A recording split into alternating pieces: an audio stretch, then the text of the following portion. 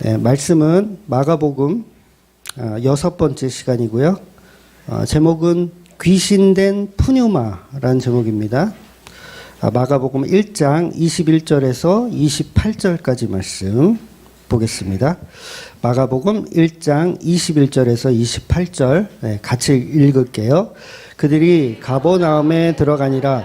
예수께서 곧 안식일에 회당에 들어가 가르치심에 무사람이 그의 교훈에 놀라니 이는 그가 가르치시는 것이 권위 있는 자와 같고 서기관들과 같지 아니함이로라. 마치 그들의 회당에 더러운 귀신 들린 사람이 있어 소리질러 이르되 나사렛 예수여 우리가 당신과 무슨 상관이 있나이까? 우리를 멸하러 왔나이까? 나는 당신이 누구인 줄 아노니 하나님의 거룩한 자니이다. 예수께서 꾸짖어 이르시되 잠잠하고 그 사람에게서 나오라 하시니 큰 소리를 지르며 나오는지라.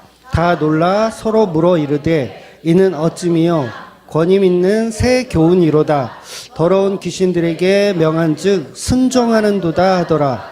예수의 소문이 곧 온 갈릴리 사방에 퍼지더라. 아멘. 네, 세상 사람들에게 복음을 전하면 아마 다 경험이 있으실 거예요. 세상 사람들에게 복음을 전하면 이렇게 전하다 보면 이제 막히는 게 있죠. 처음부터 막히는 게 있어요. 그게 뭐냐면 죄를 인정하지 않는다는 거예요. 그러니까 당신의 죄를 인정해야 이제 복음이 설명이 되는데 세상 사람들은 죄를 인정하지가 않아요. 그러니까 불신자들은 이제 보통 이제 자기가 죄인이라는 생각을 안 갖거든요. 왜냐하면 십계명에 있는 내용을 그 불신자들도 알아요. 대충은 알아요. 그래서 나 살인 안 했다. 나 부모를 잘 공경하고 있다. 그러면서 그러니까 나는 죄인이 아니라고 생각하는 거예요. 그래서 기독교인들은 너네가 오히려 이상하다. 죄인도 아닌 사람들을 죄인으로 만들어 가지고 이렇게 교회 다니게 죄인 아닌데 죄인으로 만들어서 교회 다니게 해놓고 죄인이니까 이렇게 돈을 뜯어내는 어떤 그런 목적을 가지고 착한 사람도 죄인 만들어서 종교를 갖게 한다. 이런 맥락의 주장을 하는 경우가 많죠. 즉 세상 사람들은 본인이 죄가 있다라고 생각을 하지 않습니다.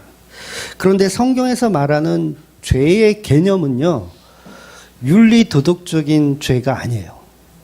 윤리 도덕적인 죄가 아닙니다. 물론 세상 사람들도요, 윤리 도덕적인 죄를 안 지고 잘 사는 사람들 얼마든지 많이 있어요. 그런데 성경이 말하고 있는 죄는 윤리 도덕을 이야기하지 않는다는 거예요. 그러니까 윤리 도덕적인 죄는 뭐냐면 그건 본질적인 죄가 들어와서 나타나는 하나의 현상이라고 보셔야 돼요. 그러니까 윤리 도덕적인 건 죄인에게 들어왔을 때, 죄인이 됐을 때 그게 어떤 현상으로 나타나는 거. 그러니까 쉽게 예를 들면 우리가 감기에 걸리면 증상들이 나타나잖아요. 뭐 기침을 한다든가 아니면 열이 난다든가 뭐 여러 가지 이런 증상들. 근데 그거는 감기의 본질이 아니에요. 기침하고 막 이런 거는 하나의 증상인 거예요.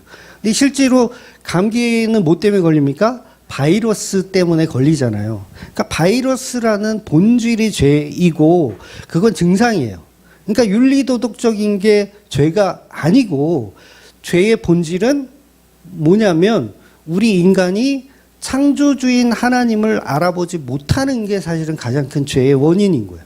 그러니까 세상 사람들은 나 죄인 아닌데 너 왜 나를 자꾸 죄인이라고 취급해? 한데 이 사람은 무슨 죄를 짓고 있냐면 피조물인데 창조주를 알아보지 못하는 죄를 이미 짓고 있는 거예요.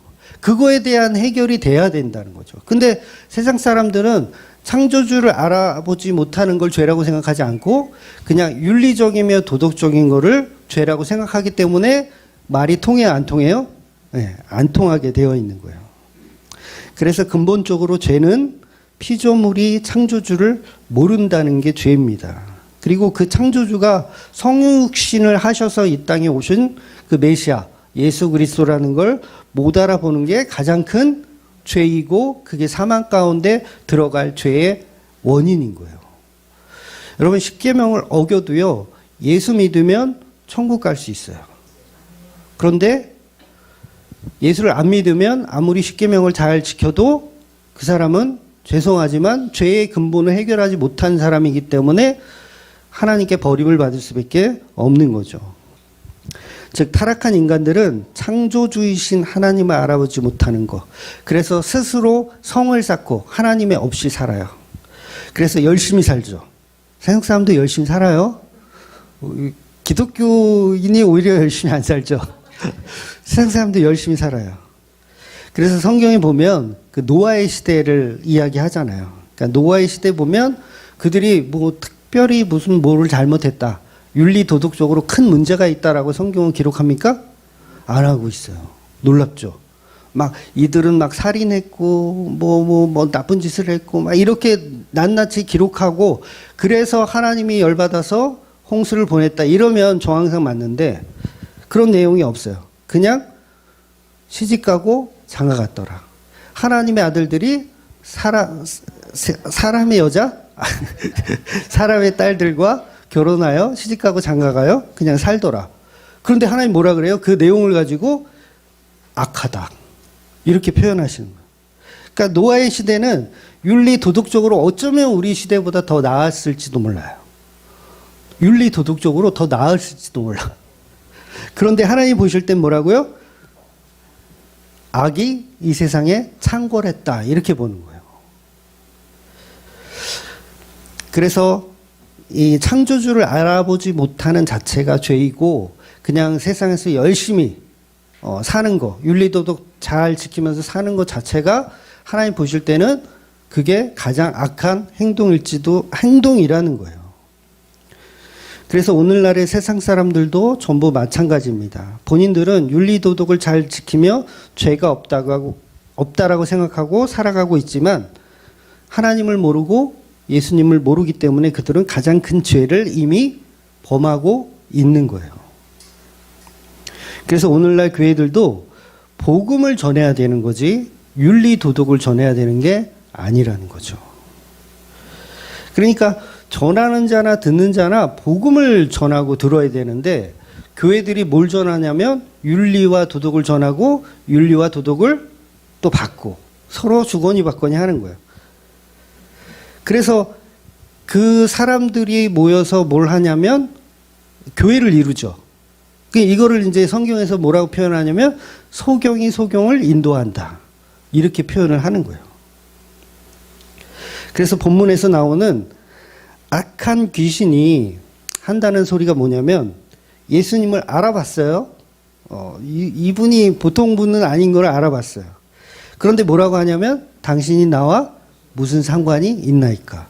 그러니까 이게 뭐예요? 이게 가장 큰 죄라는 거예요. 그러니까 이 귀신이 뭐 나쁜 짓 했다고 지금 나오나요, 본문에? 예배 잘 드리고 있어요.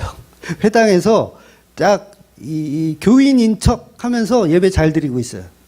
그런데 예수님 나타나니까 뭐라고 하냐면 당신이 나와 무슨 상관이 있습니까? 라고 하는 거예요. 그러니까 우리가 교회를 열심히 다녀요. 윤리도덕적으로는 훌륭해. 그런데 예수님한테 뭐라 그러냐면 당신이 나와 무슨 상관이 있나이까 이러는 거예요.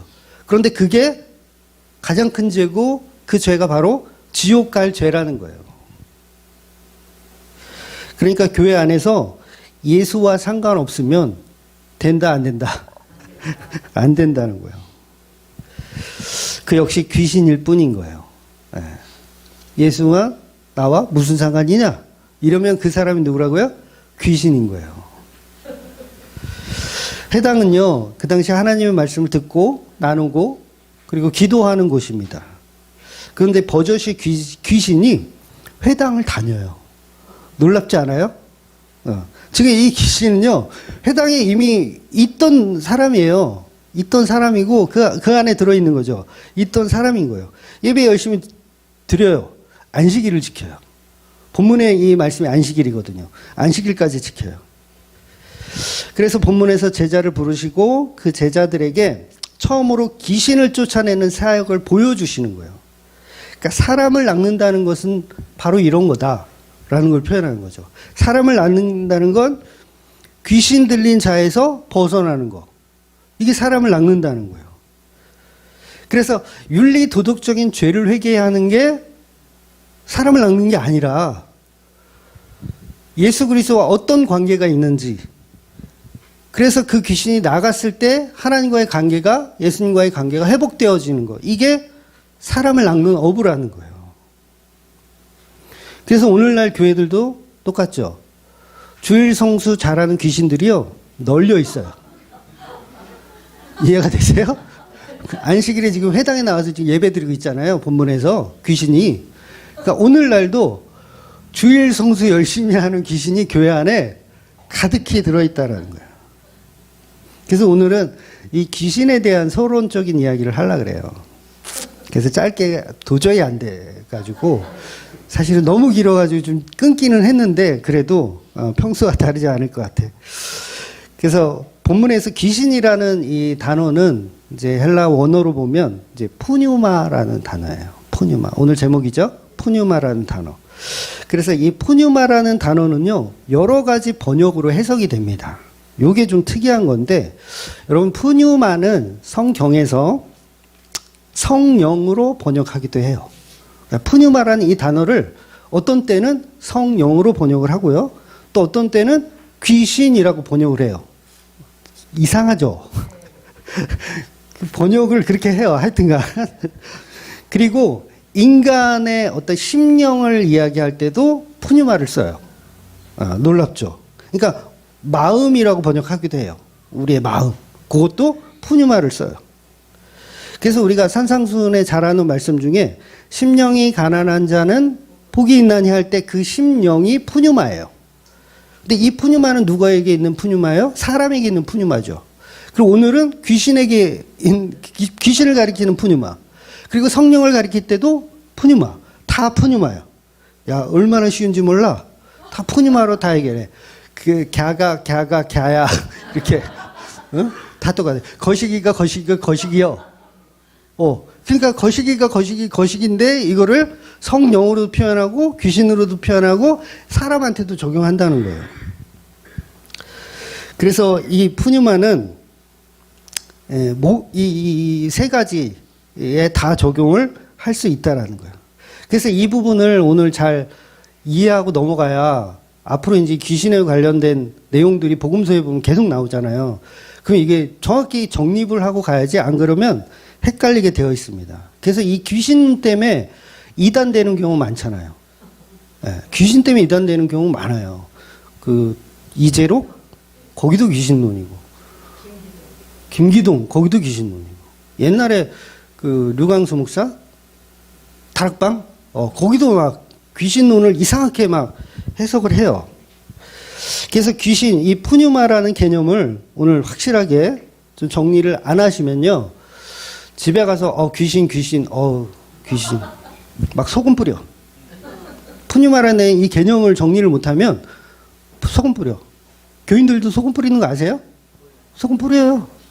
천주교는 뭐 합니까? 성수 뿌리잖아요. 그거 왜 뿌려요? 귀신 쫓아내는 거예요, 귀신. 그게 뭐예요? 푸뉴마에 대한 개념을 잘못 갖고 있기 때문에 그런 거예요. 그래서 가정에 있는 귀신의 저주를 끊어야 된다. 그러면서 막 대적기도 막 하고, 왜 그렇게 하셨어요? 어떤 테마적인 기도하고 막 이렇게. 그러니까 우리나라는 또 특히 샤머니즘적인 귀신을 또 좋아하잖아요. 그러니까 모든 거에 다 귀신이 있어. 귀신이 몇 마리인지 몰라, 우리 집에. 방마다 귀신이 다 있어요. 감기만 걸려도 귀신 들렸다고 하고. 그런데 현재 기독교인 중에서도 우리가 대적해야 할 귀신은요, 그런 전설의 고향에 나오는 그런 귀신의 모양이나 형태가 아닙니다. 그렇게 오해를 하는 경우가 많아요. 절대 지금은 그런 류의 귀신이 아니에요. 대부분의 목사님들도요, 이 부분을 개념 정리를 못했기 때문에 교인들에게 샤머니즘적인 귀신을 자꾸 설명해요. 그래서 어디 아프면 귀신 들렸다. 어디 좀 그 정신과 치료가 필요한 어떤 그런 분들도 보면 무조건 다 귀신 들렸다. 그럼 막 안수해가지고 막 거품 물 때까지 계속 안수하고. 그래서 그런 이야기가 아니라는 걸 이제 설명을 드릴게요. 이 세상의 모든 존재는요, 물질로 되어 있어요. 하나님이 창조하실 때 모든 걸 다 물질로 창조하셨어요. 그러니까 돌멩이가 있다고 보세요. 돌멩이. 그 돌멩이는 물질이죠. 돌멩이는 물질이에요. 그런데 그 돌멩이나 흙 같은 거는 생명은 없죠. 생명이 없어요. 그러니까 물도요, 우리 몸에 물이 뭐 70% 이상 된다고 하지만 그 물 자체가 생명은 아니에요. 그건 H2O라고 하는 거예요. 수소와 산소의 결합일 뿐이에요. 생명이 아니에요. 그러니까 그 물은 어디에도 있잖아요. 생명이 아니에요. 그러니까 육체를 이루는 도구는 맞아요. 육체를 이루는 한 부분은 맞지만 그 자체를 가지고 생명이라고 말하지 않습니다. 그러니까 돌멩이, 흙, 물 이런 건 생명이 아니에요. 그래서 신약에서 이런 생명이 있다 없다를 표현하는 단어가 또 있어요. 그게 이제 푸시케라는 단어거든요. 푸시케. 생명이 있다 없다. 그래서 생명이 떠났다 아니면 죽었다 이런 걸 표현하는 게 이 푸시케예요. 즉 생명을 표현하는 단어가 푸시케. 그러니까 영어는 뭐라 그랬어요? 푸뇰하고 요거는 푸시케. 두 가지 단어만 이해하시면 돼요. 못 외우셔도 상관없어요. 저도 외울 필요는 없다고 생각해요. 그런데 개념 자체를 이해하셔야 돼요. 즉 푸시케라는 단어는 생명이 있음에 붙일 수 있는 단어예요. 그러니까 예를 들면 강아지가 있어요. 강아지가 있어요. 강아지는 생명이 있어요, 없어요? 있죠. 그러면 그걸 푸시케라고 표현할 수 있는 거예요. 푸시케. 그래서 이것을 한국말로 번역하면 히브리서나 데살로니가에 보면 혼이라고 번역을 하기도 해요. 혼. 많이 들어보셨죠? 혼이 쏙 빠졌다. 뒤통수를 한 대 맞았더니 혼났다. 이런 표현도 하고. 그러니까 혼이라는 한국말로 번역하기도 합니다. 그런데 강아지는 생명인 푸시케는 있지만 오늘 제목인 푸뉴마는 없어요. 네, 요게 중요한 거예요. 푸뉴마는 없다. 그래서 강아지가 죽으면 그 강아지는 영혼이 있어서 천국을 간다거나 아니면 지옥에 가지 않습니다. 뭐 이 강아지를 이렇게 가족처럼 키우시는 분들에겐 정말 죄송하지만 강아지는 죽으면 소멸입니다. 끝이에요. 즉 혼이 구천을 떠돌지도 않고요. 푸뉴마가 천국에 가지도 않아요. 그러니까 푸시케는 명사 단어이지만 생명이 있고 없고를 이렇게 표현하는 거예요. 그래서 천주교에서는 이런 인간의 구조를 삼중 구조로 봅니다. 그래서 이거를 삼분설이라 그래요. 육체와 혼과 영 세 가지 삼분설이라고 해요. 어디서 이런다고요? 천주교. 주로 천주교에서 그런 논리를 이야기해요. 이걸 삼분설이라고 그래요. 그래서 그 근거가 방금 말씀드린 히브리서나 아니면 데살로니가서에 나오는 말씀이에요. 그래서 히브리서 보면 혼과 영과 빛, 관절과 골수를 찔러 쪼개기까지 한다는 표현 때문에 삼분설을 주장하기도 합니다. 그런데 이 히브리서의 표현은 인간 속의 육과 영과 혼, 그러니까 이 관절과 골수 여러 가지를 다 찔러 쪼갠다는 의미지 그게 딱 삼분설이다 그걸 주장하는 것은 사실 아니에요. 그래서 실제로 삼분설을 믿는 분들 중에는요, 강아지도 천국에 갈 수 있다고 믿는 분들이 있어요. 간혹 있어요. 우리 기독교 안에서도 있어요. 그러면 뭐가 맞냐? 이분설이 맞습니다. 이분설. 이분설은 뭐겠어요? 영혼과 육체 두 가지만 있다라고 보는 거예요. 영혼과 육체. 그래서 이 말 그대로 인간은 영혼과 육체 두 가지로 보는 게 개혁주의가 주장하는 이분설입니다. 그러니까 삼분설은 잘못된 교리라고 생각하는 게 맞아요. 그리고 이분설을 주장합니다.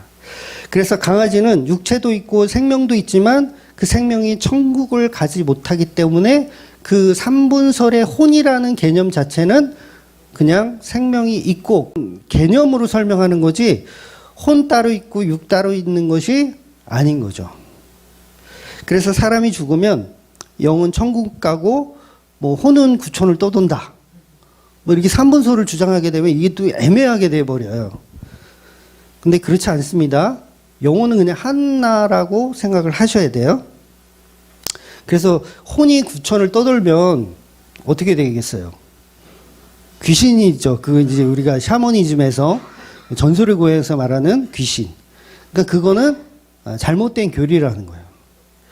우리가 죽으면 우리의 영혼은 하늘나라에 곧장 가지, 여기서 떠돌다가 만날 사람 만나고 이렇게 가족들 이렇게 보고 그러지 않아요. 예, 죽으면 그냥 바로 우리의 영혼은 천국에 그냥 들어가는 겁니다. 즉 푸시케는 혼이라는 개념 자체, 생명이라는 표현이고 죽음을 표현하는 거예요. 그러니까 푸시케는 있다 없다 하나의 그냥 동사의 개념이라고 보셔야 되죠. 푸시케는 동사의 개념, 명사가 아니라 동사의 개념으로 보셔야 됩니다. 그래서 이 동물은 죽으면 다 그냥 소멸, 영혼이 없다 이렇게 생각을 하셔야 돼요. 만약에 천국에 그 동물들이 오면 저는 미안할 것 같아요. 제가 그동안 먹은 돼지, 닭 수천 마리가 저를 천국에서 이야 이거 이 천국이 아니라 지옥이겠죠. 그래서 혼이라는 푸시케는 육체와 영혼의 그 분리됨, 생명이 없음 그런 거를 뜻하는 그냥 동사적인 의미이지 어떤 존재적 그런 명사는 아니라는 거예요. 그래서 기독교 안에서도 우리 개혁주의 안에서도요 삼분서를 믿는 분이 간혹 있어요. 그래서 뭐 제가 아는 어떤 분도 삼분서를 계속 믿으시더라고요. 그래서 그거 아니다 이분설이 맞다 했는데 본인한테 배운 그 스승님이 삼분서를 믿는 분인가 봐요. 그래서 그분은 강아지도 천국 갈 수 있다라고 가르친대요. 실제로 강아지도 천국 갈 수 있다. 그러면 우리 주일학교 그 어린이 예배 하는 것처럼 강아지 학교도 따로 이렇게 해야 된다는 얘기가 돼버리잖아요. 천국 안 보낼 거예요? 아니 키우던 햄스터 천국 안 보낼 거예요? 응? 그럼 강아지 학교, 햄스터 학교 뭐 이게 할 일이 많다. 네, 그러니까요. 그러니까 그건 옳지 않은 교리라는 거예요. 그래서 창조할 때부터 인간에게만 뭐예요? 생명을 부어 주시는 개념인 거죠. 그런데 이제 문제는 뭐냐면 이 푸뉴마, 오늘 정리하고 싶은 이 푸뉴마는 영적인 존재예요. 육과 영이 있다 그랬어요. 영적인 존재. 그래서 이 영적인 존재는요. 소멸하지 않아요. 소멸하지 않아. 즉 육체는 썩어 없어집니다. 이 세상의 나무, 뭐 흙, 물, 공기 다 썩어 없어져요. 지구 종말이 오면 다 사라집니다. 동물도 마찬가지예요. 다 사라져요. 그런데 영원히 존재하는 것이 있어요. 그게 뭐냐면 성부, 성자, 성령 하나님이죠. 먼저 영원히 존재하시는 분이에요. 성부, 성자, 성령 하나님. 그리고 또 영원히 존재하는 것들이 또 있어요. 그게 뭐냐면 천사, 그 다음에 악마, 사탄, 마귀, 귀신을 악마라고 표현할게요. 이해되셨죠? 네. 악마도 영원히 존재해요. 그리고 또 존재하는 게 있죠. 영원히 존재하는 게 바로 사람이에요. 사람은 불신자나 성도나 무조건 영원히 존재합니다. 끝나지 않아요. 영원히 존재해요. 그래서 인간은 죽음을 통해서 육체와 벗어나면 그 영혼은 영원한 존재로 살아가는 거예요. 근데 그 존재가 어디에서 사느냐, 천국에 사느냐, 지옥에 사느냐, 그 차이만 있을 뿐이지 소멸되어지진 않는다는 거예요. 그래서 천사, 악마, 인간 모두 영원히 존재하는 영적인 존재인 거예요. 영적인 존재. 여러분 죽는다고 끝이 아니에요. 여러분 그래서 세상 살기 싫다고 확 해버리잖아요. 끝인 줄 알았지? 또 있어. 더 골치 아파. 이렇게 확 했는데 더 골치 아파. 그러니까 그런 짓은 절대 하지 마세요. 소멸되는 줄 알고 이렇게 하는데 더 골치 아파요. 그렇게 하지 마시고. 그래서 하나님이 악마를 소멸시키지도 않으세요. 소멸시키지 않아요. 그래서 뭐에 보내요? 어디에 보내요? 지옥에 보내는 거예요. 그 악마들 다 하나님이 너희들은 이제 다 사라져라 하면 되잖아요. 굳이 왜 지옥을 보내가지고 그 번거롭게 지옥도 관리해야 되고 또 이 사식도 넣어줘야 되고 얼마나 힘들어요. 관리해야 돼요. 그냥 소멸하면 되는 걸. 근데 하나님은 소멸하지 않는 존재로 모든 영혼을 창조하신 거예요. 그게 이제 푸뉴마의 개념인 거예요. 그래서 인간도 육체는 비록 썩어 없어지지만 우리 영혼은 영원히 존재합니다. 이건 성도나 불신자나 마찬가지예요. 그래서 절대로 우리 육체는 끝나지만 우리의 영혼은 끝나지 않는다는 거예요. 그래서 간혹 그 소멸한다라고 주장하는 이단들이 있어요. 요한 증인이 아마 그런 걸로 알고 있는데 맞나요? 안식일 교회도 그런 걸로 알고 있어요. 영혼이 소멸한다. 이렇게 보기도 해요. 맞아요? 틀려요? 틀려요. 그런 교리들은. 그럼 보세요. 성령도 푸념하고 인간도 푸념하고 귀신도 푸념하예요. 그럼 한마디로 다 영적인 존재는 푸뉴마로 해결을 하는 거예요. 영적인 존재는 푸뉴마. 근데 푸뉴마를 이제 누구를 지칭하는 고유 명사는 아니죠. 푸뉴마가 누구를 지칭하는 고유 명사는 아니에요. 물론 푸뉴마의 존재 속에서 또 명사를 만들기도 해요. 예를 들면 뭐 엥겔로스 그러면 천사를 지칭하기도 하고 그다음에 그 천사 안에서도 또 고유 명사를 성경이 지명하기도 해요. 그래서 가브리엘, 뭐 미가엘 이런 식으로 그래서 타락한 천사도 고유 명사를 쓰는 경우가 있죠. 그래서 사탄, 뭐 사타나스 이렇게 표현하기도 하고 그다음에 마귀를 디아볼로스 이렇게 표현하기도 해요. 근데 전부 이건 뭐예요? 푸뉴마예요. 그냥 다 푸뉴마. 그럼 똑같이 푸뉴마를 쓰면 이게 성령인지 귀신인지 사람인지 어떻게 번역을 할까요? 그러니까 푸뉴마라는 단어 앞에 악하다라는 표현을 하면 그러니까 악한 푸뉴마 이렇게 써버리면 그거는 귀신으로 번역할 수 있는 거예요. 근데 더러운 푸뉴마가 없이 그냥 푸뉴마만 있으면 그거는 성령으로 번역할 수도 있고 만약에 이게 사람에 관한 설명이다 그러면 인간의 심령이나 마음, 영혼으로 표현할 수도 있는 거예요. 그러니까 푸뉴마는 하나인데 앞에 뭐가 들어가느냐에 따라서. 그래서 본문의 번역본도 보면 그냥 귀신이 아니고 앞에 보면 더러운 귀신이라는 표현이 있어요. 더러운 귀신. 그래서 오늘 본문을 더러운 귀신이라는 그 더러운 글자가 만약에 없으면 번역사들은 이렇게 번역을 했을 거예요. 마치 그들이 회당에 성령 들린 사람이 있어 소리질러 이르되 이렇게 번역을 하겠죠. 성령 들린 사람이 있어 소리질러 이르되 이렇게 번역을 했을 텐데 거기 더러운이라는 글자가 있기 때문에 다르게 해석이 되는 거예요. 마치 그들이 회당에 있었는데 귀신 들린 자가 외쳐 이르되 이렇게 번역을 하게 되는 거죠. 즉 여러분 성령 받은 사람과 귀신 받은 사람의 차이는 본질적으로 같다는 의미인 거예요. 본질적으로 같다는 의미. 즉 천사가 더러운 생각을 갖잖아요. 그러면 뭐가 돼요? 마귀가 되는 거예요. 이게 무슨 차이? 어떤 본질적인 게 막 확 변하는 게 아니라 어떤 생각을 갖냐에 따라서 천사가 마귀가 되는 거예요. 그러니까 천사인데 더러운 생각을 했다. 그럼 그건 뭘로 해석해야 돼요? 마귀라고 해석을 해야 돼요. 그러면 인간도 푸뉴마라 그랬잖아요. 그러니까 인간도 똑같아요. 내가 더러운 생각을 하면 그때부터 나는 귀신이에요. 마귀이고 사탄, 악마가 되는 거예요. 그래서 전부 천사가 타락하는 것이고요. 그래서 마귀가 되는 거고 인간도 타락하면 마귀가 되는 거예요.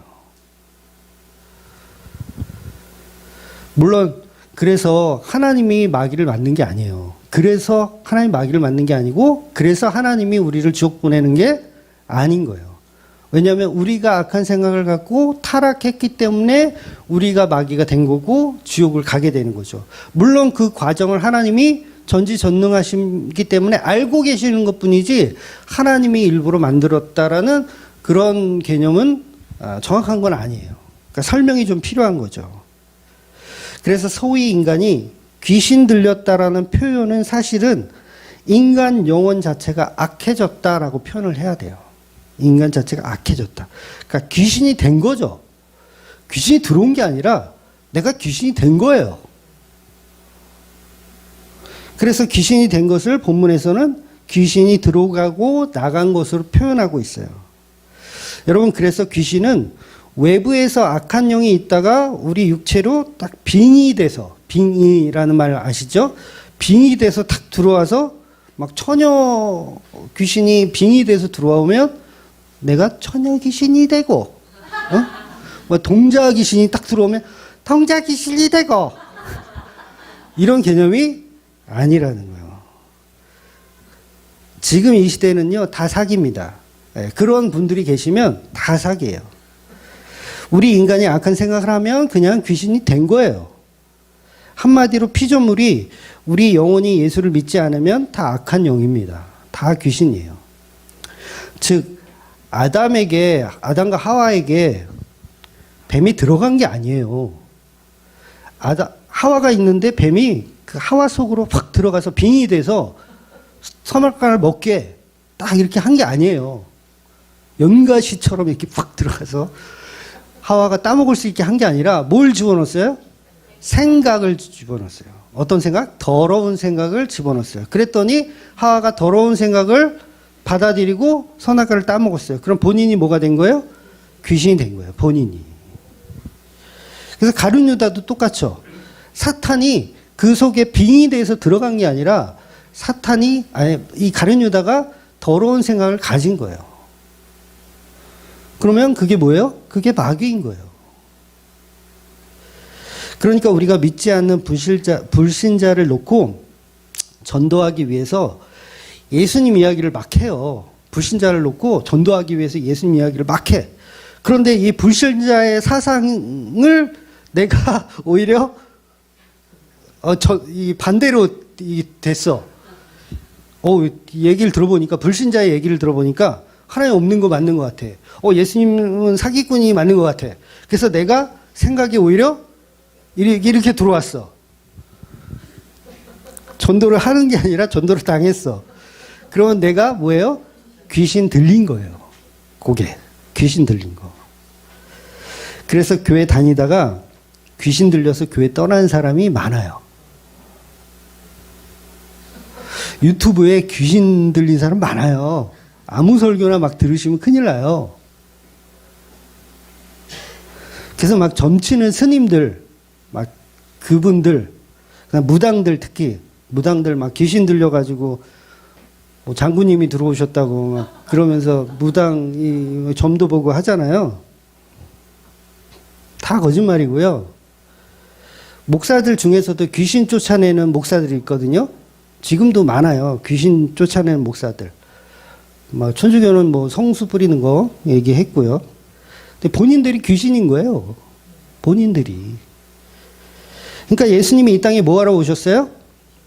귀신 쫓아내러 오신 거예요. 사탄의 일을 멸하러, 마귀의 일을 멸하러 오신 거예요. 그래서 예수님을 믿으면 내가 귀신이었음을 알게 되는 거예요. 내가 귀신이었구나. 성령의 은혜로 믿음이 생기면 더 이상 마귀 짓을 하지 않기 때문에 마귀의 일이 멸하여진 거예요. 그래서 저와 여러분이 귀신에 들려 있다가 성령의 말씀으로 생각이 바뀌고 믿음이 생겨져. 그 상태가 귀신이 나간 것이고 성령이 임한 겁니다. 그래서 예수님의 시대에는 이런 개념 자체가 완성되기 이전이라서 타락한 천사들, 즉 영적인 귀신들이 잠시 가시적으로 활동을 한 거예요. 이거 중요합니다. 여러분 잘 이해하셔야 돼요. 그래서 예수님 때는 빙의도 됐어요. 예수님 때는. 왜냐하면 이거를 알아먹을 수 있는 방법이 없기 때문에 빙의도 그 당시는 됐어요. 그래서 이건 예수님의 시대이고 십자가 이전이기 때문에 가능한 거예요. 잘 이해하고 들으셔야 돼요. 이 부분 정말 중요해요.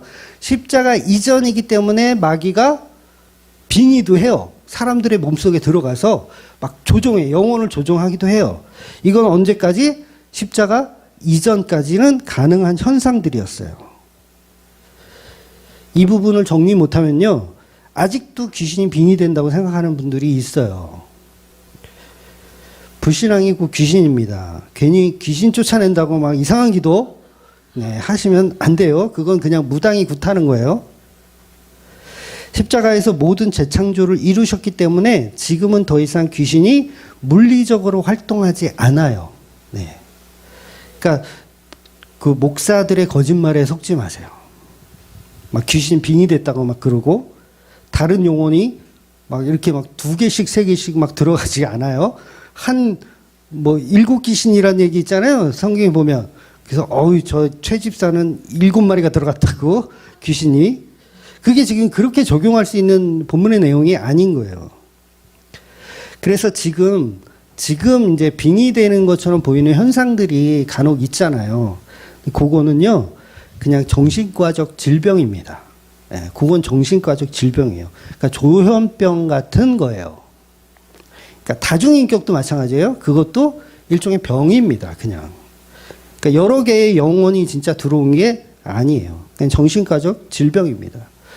이번 달에 제가 그 응급실을 좀 자주 갔었거든요. 저희 아버지 때문에 한 번, 집사람 때문에 2번 응급실 갔었어요. 그러니까 대학병원 응급실은요, 사람이 너무 많으니까 침상이 부족해요.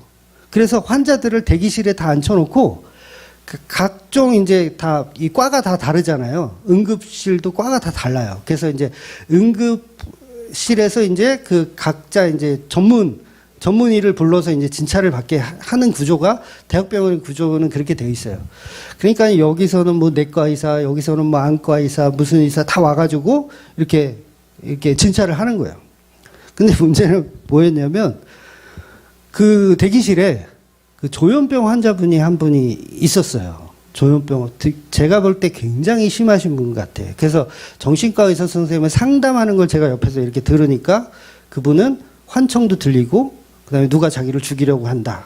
그래서 환상도 보이고 다 하여튼간 종합 선물 세트예요, 이분은.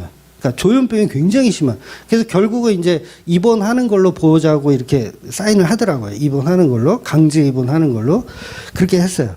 그래서 이분이 이제 대기실에 앉아 있을 거 아니에요. 앉아 있는데 그 건너편에 바로 앞에 있는 그 환자분은 약간 뇌졸중 비슷한 그 증상 때문에 오신 분이야. 그래서 그분이 의사가 와서 이제 그분을 진찰하는데, 환자분, 오른손 들어보세요. 오른손 들어. 왼손 들어보세요. 왼손 들어. 자, 눈 크게 떠보세요. 입 벌려보세요. 그러니까 막 하는 거예요.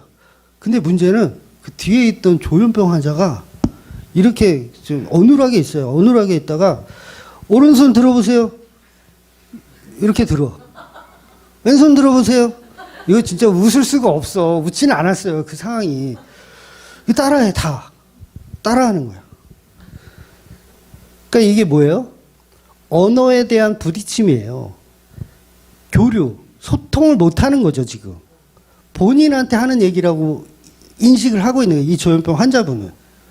그러니까 이게 귀신 들려가지고 그런 현상이 나타나는 게 아니라 그냥 하나의 정신과적 치료가 필요한 분인 거죠. 한마디로. 교류하지 못하는 어떤 그런 정신과적 문제가 있는 거. 그러니까 귀신이 들려가지고 그 귀신이 거기서 오른손 들으라 그러니까 오른손 들고 그러는 게 아니라는 거예요. 그래서 오늘날 활동하는 신내림 받은 무당들 있죠. 신내림 받았다고 막 이렇게 홍보하고 그러는데 그분들 다 정신과적 치료가 필요한 분들이에요. 물론 완전 사기꾼도 있고요. 무당들이 운세를 그렇게 잘 맞추면 로또 번호나 좀 맞춰서 좀 잘 살지. 그 무당들 집 보면 다 쓸어가는 집에 다 쓰러져 가는 집에 빨간 깃발 하나 꽂혀 있고 자기 앞가림도 못하는 분들 태반이잖아요. 그러니까 누가 누구의 이게 점을 봐주면서 운세를 봐줘요. 성령께서 지금은요 특별 계시인 성경이 완성되었기 때문에 더 이상 성령께서는 특별 계시를 우리 인간에게 보이지 않으십니다. 요거 굉장히 중요한 말이에요. 특별 계시를 성령께서도 이제는 보이지 않으세요. 특별 계시라는 게 뭐예요? 자연을 거스리는 어떤 현상을 성령께서는 보이지 않으세요. 그래서 이 특별 계시를 신학에서는 성경이라고 하거든요. 그러니까 성경은 특별한 어떤 자연을 거스리는 현상들이 있죠. 막 해를 멈추게 하기도 하고, 뭐 물 위를 예수님이 걷기도 하고, 이런 어떤 비자연적인 그런 개념들이 성경에는 가득해요. 근데 이게 언제 끝났다? 성경이 완성되면서 끝난 거예요. 더 이상의 계시는, 특별 계시는 없어요. 만약에 특별 계시가 저에게 임한다. 하나님이 저한테 특별 계시를 탁 주셔. 그러면 어떻게 해야 돼요? 제가 그거를 받아 적어야죠. 주맘 1서, 주맘 2서, 주맘 3서, 해원 계시록 후서 막 이러면서 막 써야 되죠. 계시가, 특별 계시가 지금도 존재한다면. 그런데 그런 일은 없어요. 왜냐하면 성경이 이미 완성이 되었기 때문에 없습니다. 그래서 어떤 목사가 본인은 특별한 어떤 계시를 받아서 뭔가를 할 수 있다. 초자연적인 어떤 일들을 할 수 있다. 나는 물을 포도주로 바꿀 능력이 있다. 그 사람 뭐예요? 그렇죠. 개수작. 그 가짜인 거예요. 가짜. 그러니까 앞으로 종말 때까지는요. 특별 계시는 존재하지 않습니다. 성령님도 그걸 안 하세요. 근데 마귀가 하겠어요? 마귀도 못해요. 성령도 안 하는데 마귀가 어떻게 해요? 그래서 성령이 우리에게 어떤 문제를 해결해 주실 때는요. 100% 자연 계시를 통해서 해결해 주시는 거예요. 자연 계시를 통해서. 그래서 아프면 약을 먹는 거예요. 의사가 뭐예요? 과학이잖아요. 의료과학. 의료과학의 힘을 통해서 이건 지극히 자연 계시잖아요. 지극히 자연 계시예요. 그래서 고침을 받는 거예요. 의사의 손을 통해서 성령께서 일하신 거죠. 그런데 그 과정이 자연 계시라는 거예요. 그래서 자연 계시를 거스리는 특별 계시는 명확하게 존재하지 않는다는 거예요. 존재하면 그건 성경을 계속 써야 되기 때문에 성경을 믿지 않는 거죠. 성경은 누가 기록했어요? 성령이 기록하셨어요. 그리고 마감. 66권 다 끝. 더 이상 없어. 줄이거나 빼면 너네들은 다 죽여버릴 거야. 이렇게 기록을 하셨단 말이에요. 그래서 특별 계시로 보이는 어떤 용한 목사가 계시다면 그분은 그냥 이 트릭을 쓰는 거예요. 다 트릭, 마술 그런 걸로 생각하세요. 하나의 어떤 과학적인 현상, 우리가 모르는 과학적인 현상을 이용하는 그런 꼼수에 불과하다. 이렇게 보셔야 돼요. 절대 속지 마세요.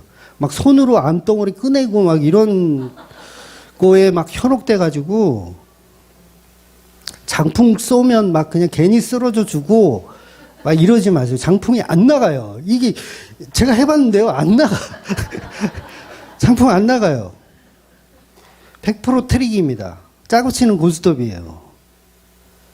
그러니까 아직도 신유 은사하고 귀신 쫓고 병 고치고 이런 교회 있으면요. 믿지 마세요. 거기는 무조건 걸으셔야 돼요. 그러니까 특별 계시가 부족하다, 성경이 부족하다라고 생각하는 가짜들입니다. 예수님을 흉내내는 이단들이에요. 현대판 귀신이죠. 그들의 주장은 그렇잖아요. 신유 은사는 성령이 하시는 일이라고. 저가 이렇게 얘기하면 야 너는 성령의 일을 안 믿는구나. 야 너는 성령 해방꾼이다. 이러면서 저를 막 공격하거든요. 성령 해방꾼이다. 그런데 진짜 성령 해방꾼 뭐예요? 성령이 완성하신 성경을 안 믿는 게 성령 해방꾼이에요. 이 성경을 안 믿고 다른 특별 계시를 또 하고 있는 그 양반들이 성령 해방하고 있는 거죠. 성경이 성령의 감동으로 완성된 책이라는 거예요. 지금은 십자가 사건 이후로 성령의 감동으로 성경이 완성되었기 때문에 모든 영적인 존재들은 우리 눈에 보이는 현상으로 어떤 가시적으로 더 이상 활동하지 않는다는 거예요. 그러니까 영이 보이지 않아요. 보이지 않습니다. 여러분 부모님이 예를 들어서 돌아가셨는데 그 영혼이 이렇게 빠져나가는 걸 내가 봤다. 잘못 보신 거예요. 영은 보이지 않아요. 우리 집에 귀신이 한 7마리 있더라. 내가 봤다. 잘못 보신 거예요. 영은 우리 눈에 보이지 않아요. 내가 성령을 만났다. 내가 예수님을 만났다. 잘못 보신 거예요. 영적인 존재는요, 이제 가시적으로 나타나지 않습니다. 예수님 때에만 그게 십자가 이전이기 때문에 가시적으로 존재했던 거예요. 그래서 우리가 성령을 받는 것도요, 여러분 성령 다 받으셔야 돼요. 성령을 받는데 이것도 특별 계시적으로 받는 게 아니에요. 지극히 자연스럽게 받는 거예요. 예를 들면 특별 계시로 받는다는 건 어떤 의미일까요? 갑자기 불의 혀가 여기서 확 나타나가지고 각자 우리의 머리에 확 들어와. 불의 혀가. 이거 뭐예요? 특별 계시죠? 그러더니 방언이 터져. 나는 영어에 대해서 하나도 모르는데 막 영어가 막 술술술 나와. 난 일본어에 대해서 하나도 모르는데 막 뭐 아리가또 고자이마스 막 이러면서 나와. 이거는 특별 계시. 지금은 그런 현상이 일어난다, 안 일어난다? 안 일어나는 거예요. 가시적으로 나타나지 않습니다. 왜 그러냐면 성경이 완성되었기 때문에 그래요. 그래서 우리가 성령을 받았다는 건 지극히 자연스러운 현상으로 나타나야 돼요. 여러분 기도하다가 입신 들려가지고 막 이렇게 거품 흘리고 막 이게 성령 받은 게 아니에요. 그건 스스로 그냥 쇼를 하는 거예요. 스스로. 주위 사람들 다 속이고 스스로 쇼를 하는 거예요. 우리 육체는 놀라워요. 공황장애가 왜 생기겠어요? 아무 증상이 없는데 내 심장이 벌렁거리고 호흡이 가빠져. 왜 그럴까요? 혼자 쇼를 하는 거예요. 이해가 되세요? 우리 신체는 그렇게 놀랍다는 거예요. 근데 그게 어떤 영이 들어와 가지고 우리를 조종하거나 그런 거는 아니라는 거죠. 그래서 성령이 우리에게 막 빙의 돼가지고 막 성경 해석이 막 줄줄줄줄 나오고 막 그런 개념은 아니라는 거예요. 제가 빙의 돼서 성령으로 빙의 돼가지고 성령 받았다. 그럼 저는 설교 준비 안 합니다.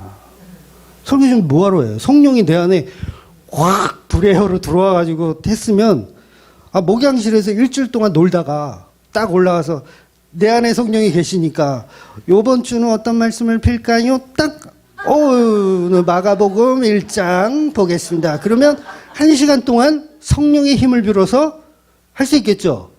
근데 그런 일은 있다 없다? 없다. 그러면 지금은 어떻게 성령이 일하시냐면 노가다로 일해요. 노가다로.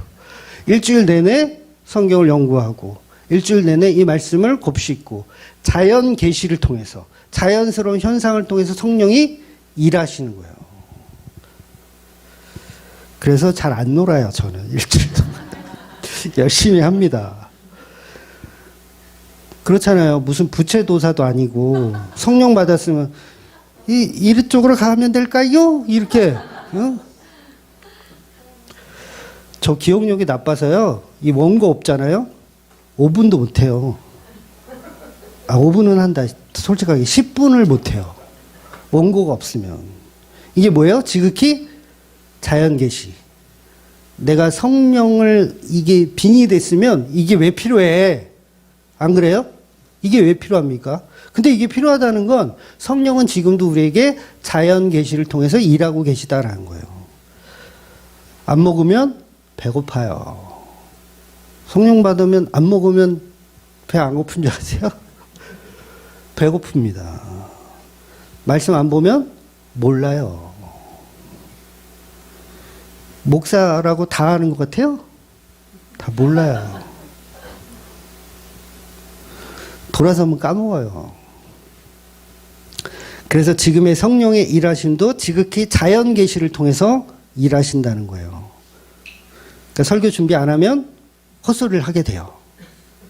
아무리 성령을 받아도 헛소리를 하게 돼요. 그래서 그건 지금은 특별 계시의 시대가 아니기 때문에 그렇습니다. 그래서 지금은 기도하거나 어떤 막 불의효가 나타나서 입신 들려서 성령 받는 게 아니라 그건 종교적인 그냥 심취함, 환상, 착각 뭐 이런 거고요. 진짜 성령 받는 거는 지극히 자연스럽게 말씀을 통해서 곱씹어서 받는 거예요. 복음은 예수님의 십자가로 2000년 전에 이루어졌기 때문에 사탄은 머리가 박살이 나서 뱀은 이제 활동하지 않습니다. 머리가 박살이 났어요. 활동을 안 해요. 생각해 보세요. 머리가 지금 아작이 났어. 누가? 마귀, 뱀, 옛뱀, 사탄이 머리가 아작이 났어. 그러면 생각이 있어요, 없어요? 없죠. 머리가 아작이 났는데 무슨 생각을 해? 뱀이. 아무 생각 없어요. 여러분, 머리가 아작이 났으면 눈깔이 있을까요, 없을까요? 눈깔이 없어요. 그래서 소경이라고 하는 거예요. 눈깔이 없다니까, 뱀은. 그 눈깔이 없는데 어떻게 활동을 해요, 뱀이. 그래서 사탄의 활동은 지금 이 시대에서는요, 전부 사람이 바톤을 넘겨받은 거예요. 사탄이 그동안은 활동을 했다면 지금은 사람이 마귀가 되어서 사탄의 뱀의 그 일들을 지금 사람들이 하고 있는 거예요. 그래서 사람이 곧 귀신이에요. 사람이 곧 마귀고. 그럼 사탄은 지금 어디 있어요? 마귀들은 어디 있죠, 지금? 무저갱에 있는 거예요. 계시록 20장 3절 제가 읽어드릴게요. 무저갱에 던져놓고 잠그고 그 위에 임봉하며 천년이 차도록 다시는 만국을 미혹하지 못하게 하였는데 그 후에는 반드시 잠깐 놓이리라. 여러분, 천년 동안 마귀는 무저갱에 들어가 있는 거예요. 무저갱. 이게 뭐예요? 머리가 생각이 없는 상태. 눈깔이 보이지 않는 상태. 이게 무저갱인 거예요. 근데 언제 나와요? 종말 때 잠깐 나오는 거예요. 종말 때. 그 종말 때는 왜 나와요? 심판 때문에 나오는 거예요. 심판 때문에. 그럼 마귀 사탄이 무저갱에 네. 제가 단어를 모르는 게 아니라 발음이 안 돼서 그래요. 무저갱에 언제 들어갔어요? 그렇죠. 십자가 때 들어간 거예요. 그때 대가리도 그때 부셔진 거고 눈깔도 그때 부셔진 거예요. 그러니까 예수님이 십자가로 무저갱에 갇힌 거예요. 그래서 제가 십자가 이전의 마귀의 활동과 십자가 이후의 마귀의 활동은 달라야 된다라고 표현하는 거예요. 그래서 이 천년 왕국 기간을요, 우리 개혁주의에서는 무천년설로 보는 거예요. 무천년설. 그걸 상징적으로 보는 거예요. 지금 우리는 천년 왕국의 시대를 살고 있는 거예요. 왜? 십자가로 예수님이 마귀의 일을 멸하셨으니까 우리는 이제 예수님과 더불어 왕노릇하며 살고 있는 거예요. 사탄은 더 이상 우리한테 빙의하지 못하거든요. 좋아요, 안 좋아요? 빙의하면 어떻겠어요? 끔찍하잖아. 빙의하면 내 의지와 상관없이 빙의된다고 생각해 보세요. 근데 그 일을 예수님께서 십자가로 멸하신 거예요. 이제 그렇게 빙의되는 게 아니라 내가 사탄이 되는 게 이제 그게 더 큰 문제인 거죠. 그래서 간혹 뉴스에 보면 왜 강력범죄 저들은 그 범죄자들이 한다는 얘기가 나 귀신 들려서 이렇게 했다. 내가 한 것이 아니라 내 안에 악마가 나를 이렇게 하게 했다. 이거는 전부 거짓말이에요.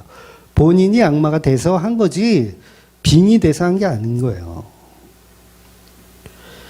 그래서 마귀였던 사탄 마귀, 그리고 우리도 사탄 마귀죠. 그래서 십자가로 우리의 대가리가 부셔졌고 우리의 눈깔도 눈이라고 해야지 사람은 우리의 눈도 다 실명한 거예요. 그리고 누구의 눈과 누구의 머리, 누구의 생각으로 갈아 꼈냐면 예수님의 머리와 몸된 교회가 이렇게 태어나게 되는 거예요. 그래서 본문 말씀을 오늘 이 시대와 똑같이 빙의되는 개념으로 이해하시면 안 됩니다. 본문에서 회당은 유대인들이 모여서 말씀을 공부하는 곳이었어요. 그런데 예수님이 유대인들에게 뭔가를 가르치는데 그 내용이 뭔지는 모르겠지만 본문이 정확히 기록하지는 않고 있지만 성경을 해박하게 알고 있는 유대인들이 예수님 말씀을 보고 놀라요, 안 놀라요? 놀라요. 왜 놀랐을까요? 그 놀라움의 권위가 막 엄청났다고 표현하잖아요. 근데 왜 놀랐을까? 왜 놀랐을까? 그 얘기는 다른 게 없어요. 기존에 들었던 내용과 다르다는 얘기예요. 이게 놀라운 거예요. 그러니까 기존에 있던 모든 서기관, 바리새인들, 사두개인들은 이러이러한 거를 가르쳤는데 저 예수만 특이하게 다른 이야기를 하더라는 거예요. 이게 놀라운 거예요. 다른 이야기를 하더라는 거. 즉 말씀의 방향성이 달랐다는 거죠. 해석이 다르다는 거예요. 그동안에 가졌던 해석이 완전히 다르다는 거. 그래서 이 성경을 가지고 귀신의 해석과 성령의 해석은 달라요. 다릅니다. 그래서 예수님이 친히 우리에게 이 말씀을 해석해 주실 때가 있잖아요. 그러니까 산상수훈 보면 특히 구약에 있는 말씀들을 끌어다가 새롭게 해석을 해 주세요. 그 내용들이 다 달라. 그동안 배웠던 거하고 완전히 다 달라. 그래서 지금도요, 귀신 들린 교회들과 성령이 일하신 교회들과 메시지가 다를 수밖에 없어요. 다를 수밖에 없어요. 비슷할 수도 없어요. 그러니까 어떻게 보면 그 양쪽 진영에서 서로 이단이다라고 해야 돼요. 이해가 되시죠? 그러니까 귀신 들린 교회들이 성령 받은 교회를 보면 저 교회는 이단이다. 그리고 우리라고 표현하면 안 돼. 또 주말교회만 성령 받았다고 또. 그러니까 성령 받은 교회가 이 귀신 들린 교회를 보면 당연히 이단으로 보여야 되고요. 그래서 유대인들과 예수님이 서로 그걸로 싸우잖아요. 저 이단이다. 예수님을 가리키면서 저 바알세불의 아주 잔당들 그러면서 이단 취급을 하잖아요. 그 이유가 성경을 해석하는 게 완전히 다르기 때문에 그래요. 그래서 저와 여러분은 귀신의 해석은 뭡니까? 우리가 선악과를 먹고 잘 되고 싶은 욕망이 다 귀신의 해석이에요. 그런 해석에서 벗어나서 오직 십자가의 은혜의 해석으로 볼 수 있는 그런 내가 가진 눈이 아니라 성령의 눈으로 말씀을 이해하고 해석하는 그런 재창조된 은혜와 더불어 살 수 있는 저와 여러분이 되시기를 주의 이름으로 축원드리겠습니다. 그다음에 기도하겠습니다.